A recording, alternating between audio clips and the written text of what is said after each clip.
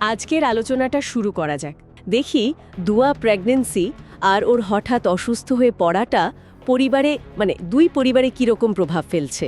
শুরুতে যেমন দেখছিলাম দুয়া বলছিল ও একটু ক্লান্ত, সামান্য ব্যথাও নাকি হচ্ছিল।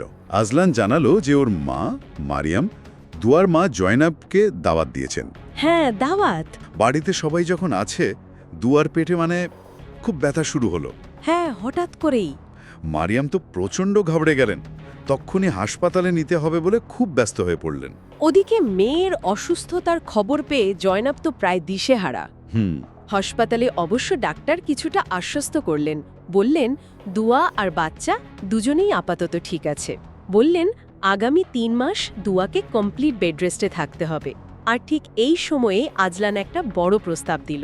ইউনিভার্সিটির ব্যাপারটা? হ্যাঁ, দুয়ার স্বাস্থ্য আর ঝুঁকির কথা ভেবে সে চাইল দুয়া ১ বছরের জন্য ইউনিভার্সিটি থেকে ব্রেক নিক। যুক্তিসঙ্গত প্রস্তাব অবশ্য। আজলান বোঝানোর চেষ্টা করল যে এই মুহূর্তে পরিবার আর দুয়ার স্বাস্থ্যটাই সবচেয়ে জরুরি। দুয়া রাজিও হলো। আলোচনা শেষে একটা প্রশ্ন কিন্তু মনে আসছে। জীবনের এরকম গুরুত্বপূর্ণ মোড়গুলোতে একদিকে নতুন জীবন আসার আনন্দ, অন্যদিকে অপ্রত্যাশিত সংকট, তখন পরিবারের সবার ভিন্ন ভিন্ন চাওয়া পাওয়া আর ভালোবাসার নানা রকম প্রকাশকে মানিয়ে নিয়ে একসাথে চলাটা আসলে কতটা কঠিন বা হয়তো সহজ। এই ভারসাম্য রাখাটাই কি আসল পরীক্ষা?